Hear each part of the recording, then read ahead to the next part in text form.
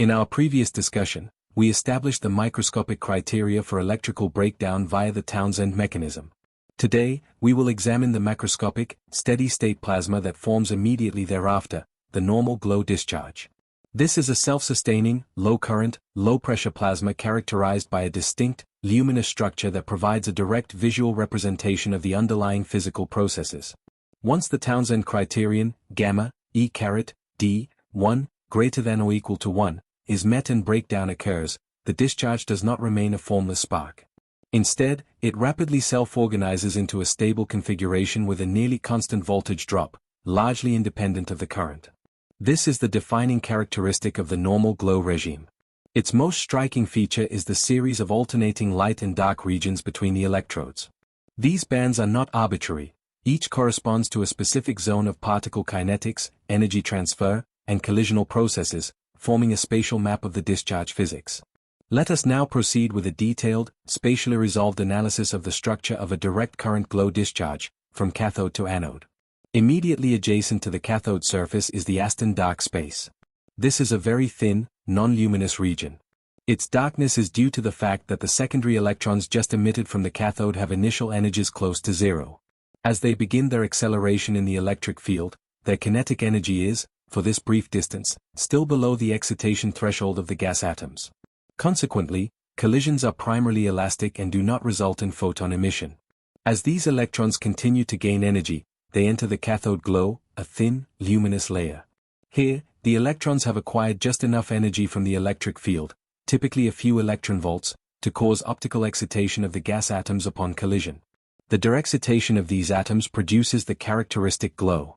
It is important to note that the ionization probability here is still relatively low. The electrons then traverse the most critical region for discharge maintenance, the cathode dark space, often referred to as the Crookes dark space. This is an extended, non-luminous region characterized by a very high electric field gradient. In fact, the majority of the applied discharge voltage is dropped across this zone. Here, electrons are undergoing rapid acceleration. They gain sufficient energy to cause efficient ionization, but their energy distribution and the collision cross-sections are such that the probability of excitation, which requires a specific energy threshold, is minimized. This results in prolific generation of electron-ion pairs, the Townsend avalanche, with minimal light emission. The positive ions generated here are accelerated back towards the cathode by the intense field, and their bombardment is the primary mechanism for sustaining the secondary electron emission quantified by the coefficient gamma. Emerging from the high field region of the cathode dark space, the electrons enter the negative glow. This is typically the brightest and most intense region of the entire discharge. The electrons here have a broad energy distribution, including a significant population with high kinetic energy acquired in the dark space. They now undergo a high rate of inelastic collisions, leading to intense excitation and, consequently, strong optical emission, as well as further ionization. This region is a plasma, with high densities of electrons and ions. Following the negative glow is the Faraday dark space. This region marks a transition. The fast electrons from the cathode have now dissipated most of their energy through the numerous inelastic collisions in the negative glow.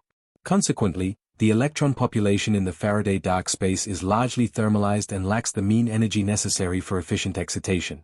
The electric field in this region is weak, and electron motion is more diffusive than directional. Finally, we reach the extended positive column, which fills the remaining space to the anode. This is a region of true, quasi-neutral plasma, where the densities of electrons and positive ions are nearly equal. The electric field here is low, weak, and constant, just sufficient to drive the ambipolar diffusion of charges and conduct the current to the anode. Its luminosity is a secondary effect. Crucially, the length of the positive column is not fixed, it adjusts elastically to the distance between the electrodes. If the anode is moved, the positive column expands or contracts, while the cathode layers remain essentially unchanged. This reveals a fundamental point: the cathode layers are electrodynamically essential for the discharge's existence, while the positive column is primarily a conductive filler to complete the circuit. Regarding operational modes, we distinguish between two key regimes. The normal glow is characterized by the cathode glow covering only a part of the cathode surface. In this state, the current density at the cathode is constant, and the total voltage remains stable over a wide range of increasing current. If the current is increased beyond a certain point, the glow will eventually cover the entire cathode surface, marking the transition to the abnormal glow. Here, the current density must increase, requiring a higher electric field and, thus, a rise in the discharge voltage with any further increase in current. In conclusion, the DC normal glow discharge is a complex, self-organized non-equilibrium plasma whose intricate visible structure is a direct manifestation of its underlying physics. The alternating dark and luminous regions correspond precisely to zones of electron acceleration, ionization, excitation, and thermalization.